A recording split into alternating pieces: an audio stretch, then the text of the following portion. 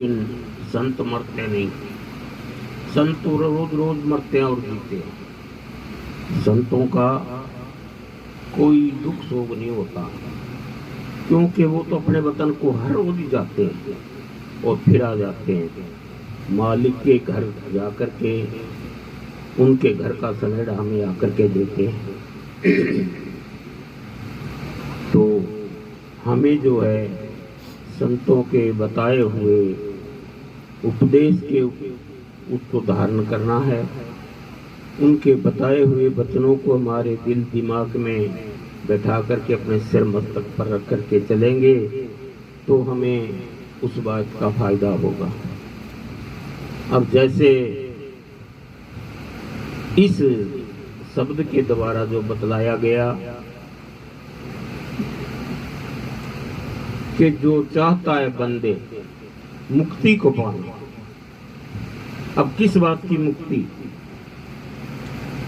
मुक्ति इस संसार से हमेशा हमेशा के लिए इस जन्म मरण से मुक्त हो जाऊंगा, इसका नाम मुक्ति है। लेकिन हमारे संसार के अंदर नाना प्रकार की संप्रदाय हैं, नाना प्रकार के उनके विचार हैं अपने अपने। संतों ने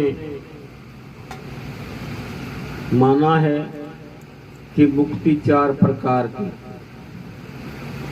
अब आपने सुना है या नहीं सुना मेरे को नहीं पता, वो तो आप समझे इस बात को। 4 प्रकार की मुक्ति हमें कौन सी चाहिए? अपने अपने अंदर विचार करके देखें, हमें कौन सी चाहिए? 4 प्रकार की कौन सी?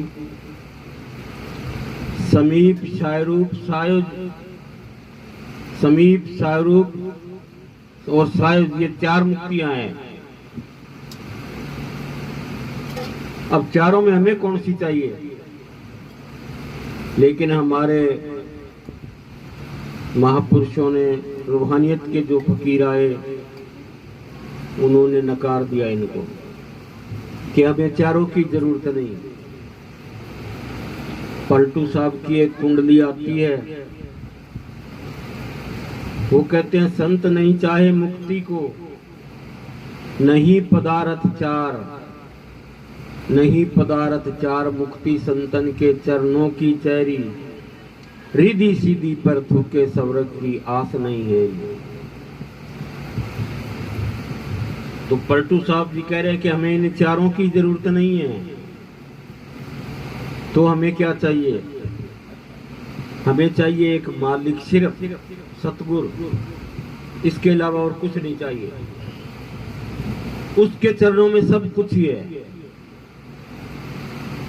जिसने अलग अलग वस्तु मांगने की चाह रखी, तो वो तो एक बच्चे को एक खिलौना देने जैसी बात है। जैसे बच्चा रोने लग जाता है, माँ उसको चुप कराने के लिए कोई खिलौना उसके आगे डाल देती है और वो खेलने लग जाता है उसको पा करके। हम अलग अलग जो चाह रख रहे हैं और वो हमारी पूरी हो जाती है, तो ये तो एक रोते हुए बच्चे को खिलौना देने जैसी बात है। हमें क्या चाहिए? एक सतगुरु। संत यही समझाते हैं। वो कहते हैं सतगुरु से सतगुरु को मांग लो, बस हो गया सब कुछ, उसमें बाकी कुछ नहीं रहा। इस बात को हम एक उदाहरण के द्वारा समझ सकते हैं।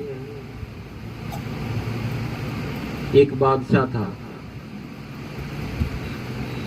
उस बादशाह के 365 रानियां थी। एक साल के अंदर 365 दिन होते हैं। एक रानी के महल पे एक रात के लिए जाता था बादशाह। दूसरे दिन दूसरी रानी का नंबर आ जाता, तीसरे दिन तीसरी का।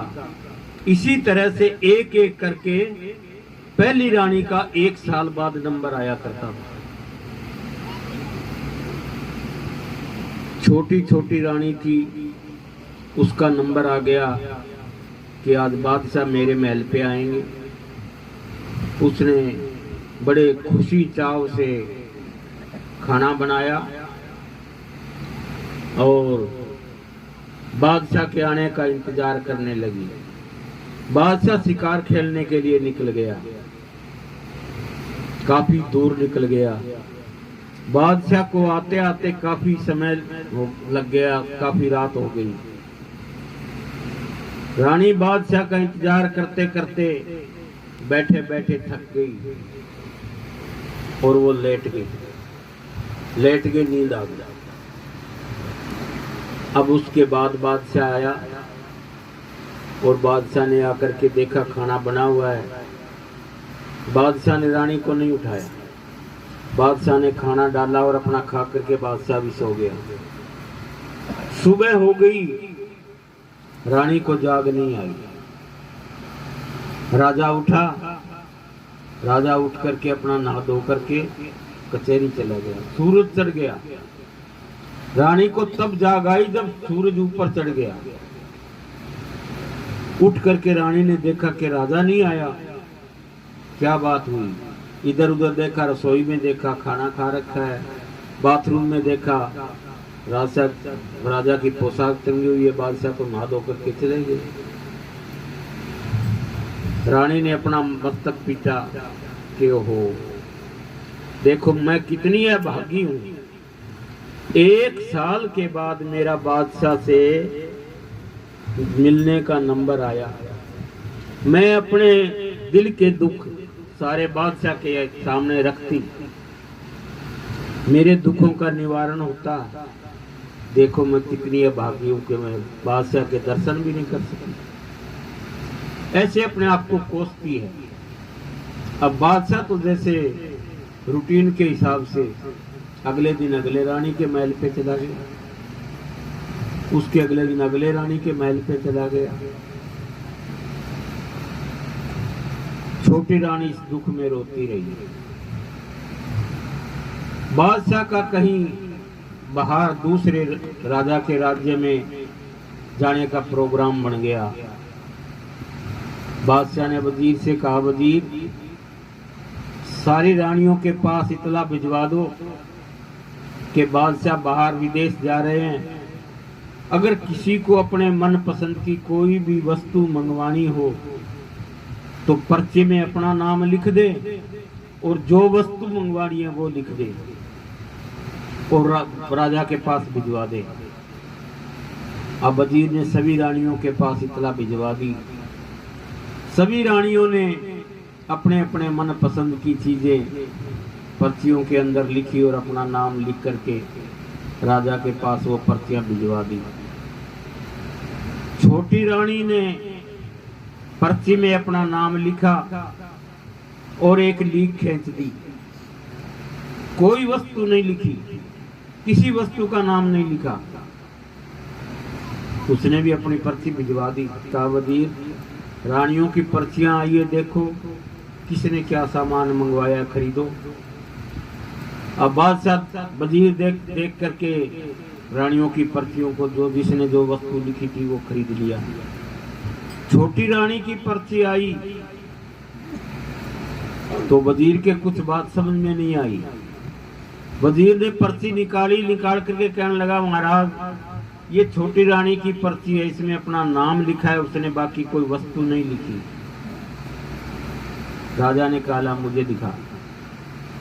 राजा ने पर्ची को लेकर के राजा ने समझ लिया, उसके अंदर एक लकीर मारी हुई थी। राजा ने उसको समेट करके अपनी जेब में डाल लिया। जिसने जो सामान मंगवाया था पर्चियों के हिसाब से सबके पास भेज दिया।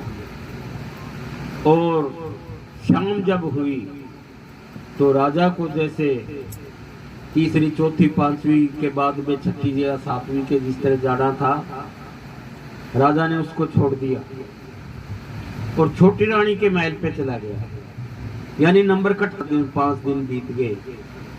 बादशाह हर रोज छोटी रानी के महल पे जाए कि महाराज आप अपने नियम को तोड़ रहे हैं। कि कैसे? कि आपको जो है आज छोटी रानी के तो अगले दिन उससे बड़ी के अगले दिन उससे बड़ी के आपको नंबर वाइज जाना चाहिए था, 1 2 3 4। आप कट करके आप छोटी रानी के महल पे कैसे चले गए? आपके पास सबके पास इतला भिजवाई थी कि जिस वस्तु की जरूरत है